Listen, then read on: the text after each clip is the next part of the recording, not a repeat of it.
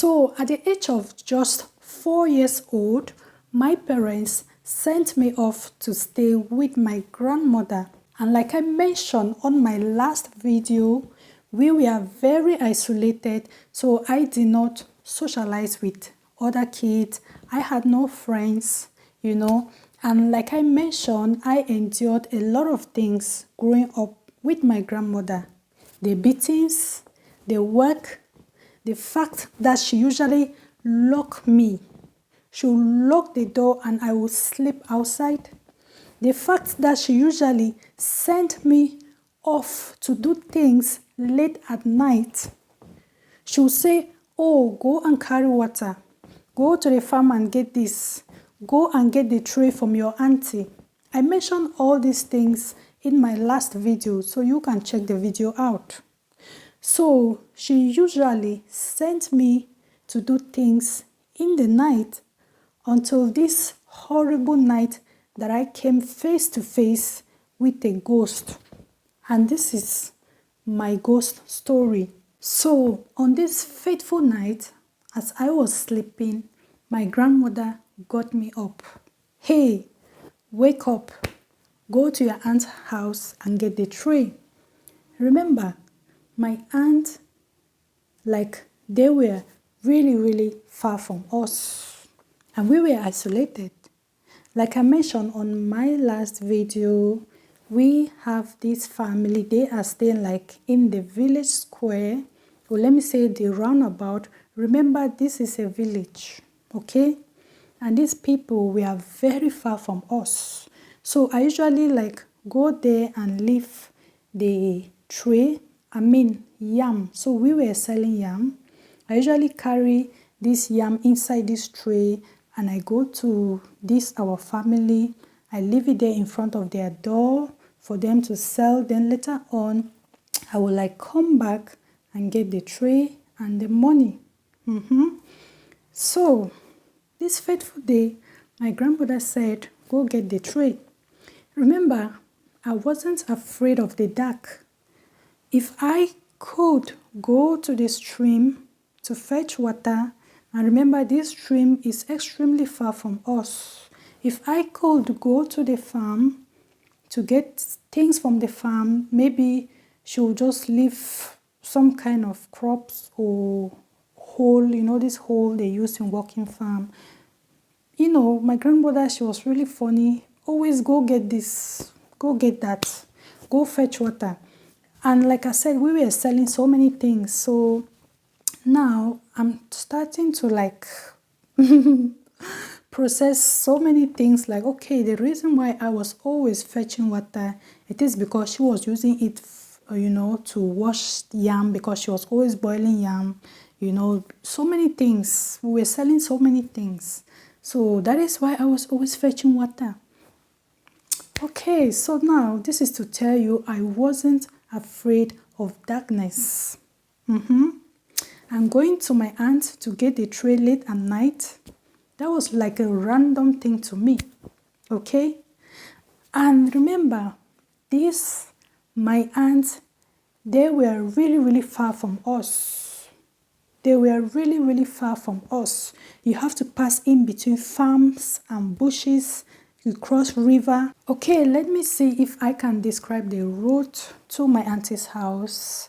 Leaving our own house, you go straight down. You pass in between the farm. You pass in between the bush.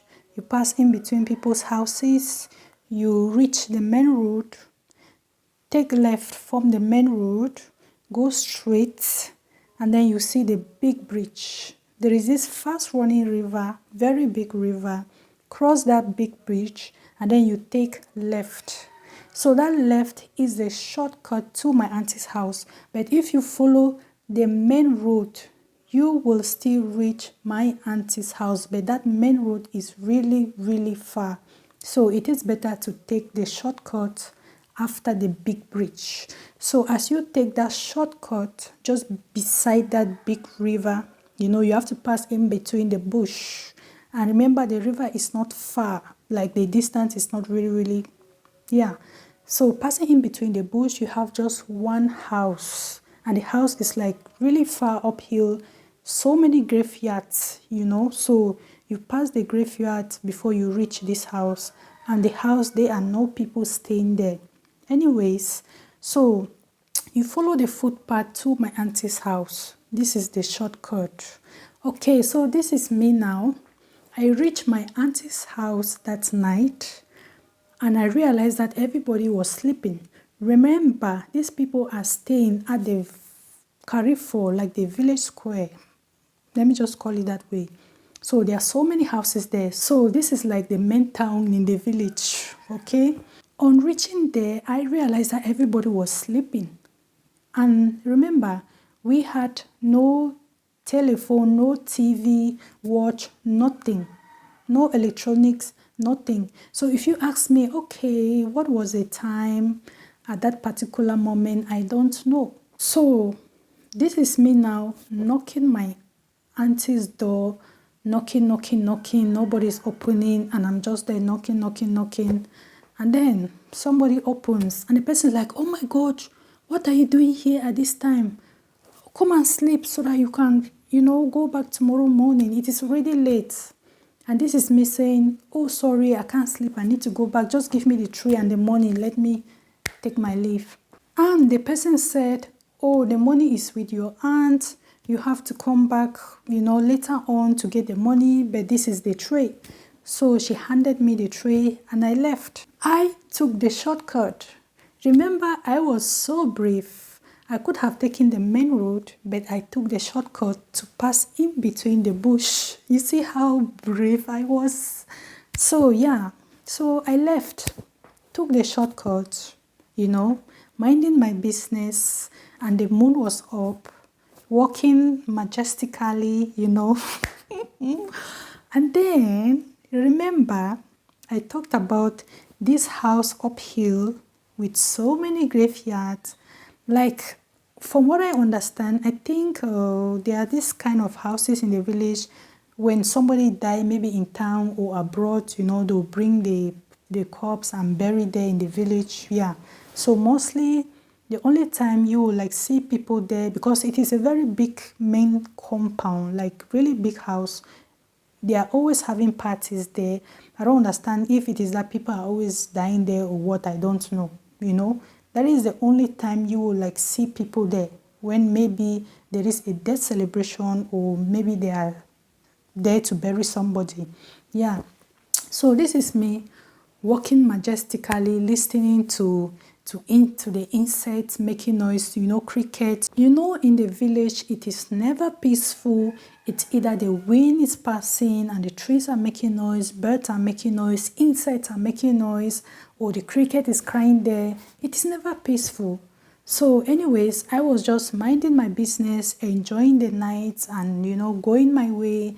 And all of a sudden, there was this moment of silence. Everything went cold. I could not get anything. And then my body just went cold, like I was inside the freezer. And then deep in my spirits, I could sense something. I could feel something. And then I stood there looking left and right. I even looked behind me like, okay, is there something behind me? There was nothing. I looked up, looked down. I could not see anything. Then all of a sudden, I saw this bright light in front of me. I looked because I know how touch function, okay? Like when you point a torch, right? There is a distance that the torch will reach. But now that light it had there was like a barrier, okay? Like it did not extend inside the bush. There was like a barrier. I saw this bright light in front of me, very bright. And automatically I knew that something was wrong. I look up, look down, look behind me. I was just confused. And as I just looked up, where the graveyard I talked about, I looked up and I saw this white something coming down, like sloping down. And I was like, oh my God. So my brain just went into this, I just automatically went into this survivor mode. Like, I recall one of my aunts, like way back, she talked about this ghost story, and she said, if you ever come across a ghost, don't run, don't shout, just mind your business. If the ghost is passing, wait for the ghost to pass. If the ghost is in front of you and you think you can pass, just pass and mind your business. Don't act as you are afraid of the ghost. So I just automatically went into this survival mode, and I stood there. I looked at this thing. This thing was white. Even this thing behind me is not white. That thing was white and bright. As that thing was coming down, the light I saw in front of me disappeared. But I could see this thing coming down. I looked at this thing. Like I said, I focused my eyes on it. And one thing that caught my attention was the way this thing was transitioning.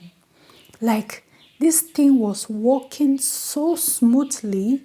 You know, when somebody is walking, obviously this is how somebody walks. But this thing was just coming down, following the path, like the road was not straight. Okay, from that house, the road down to where I was, there is this intersection.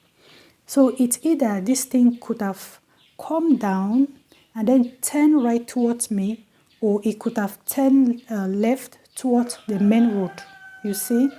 So this thing came down like that smoothly, I focused my eyes on this thing, and when the thing came down, like when it was like the proximity, when it was not too far from me, I could see through.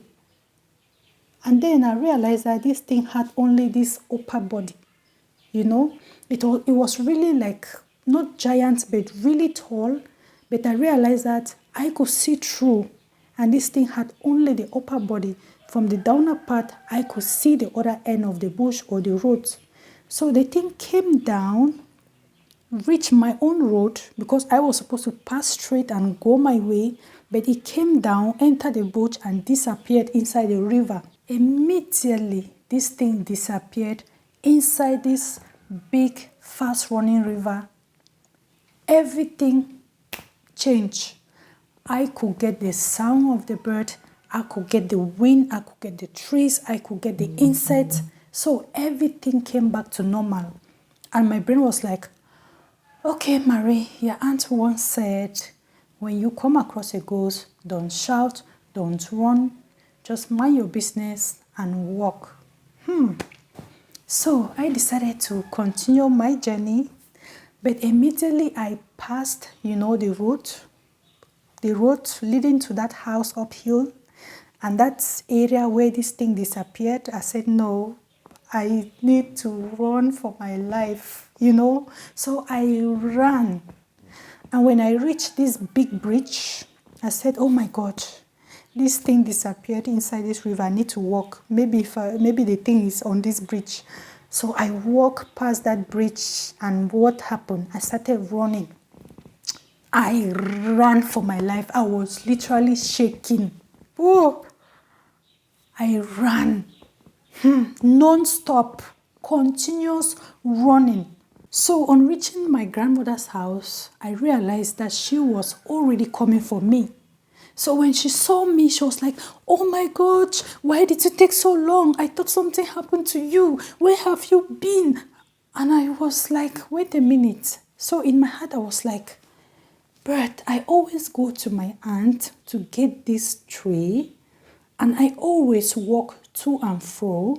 But this time around, when coming back, I literally ran. So what is she talking about? I did not walk. I was running. So what is she talking about? Anyways, I was really, really shaking, trying to process what just happened. But she saw me shaking, and she was like, why are you shaking like this? What happened? I went inside the house, put the tray down, and went to bed. And what happened? This thing came physically, grabbed me. Like I fought so hard. And when I was able to get to my grandmother, I told my grandmother, please, I need to sleep with you. And she asked me like, what happened? So I narrated the story and she told me a similar story. You know, it was kind of similar to mine. And from that moment, I couldn't trust my grandmother anymore. I felt like maybe this woman is not pure, you know. But anyways, that was the first time in my life to ever sleep with my grandmother.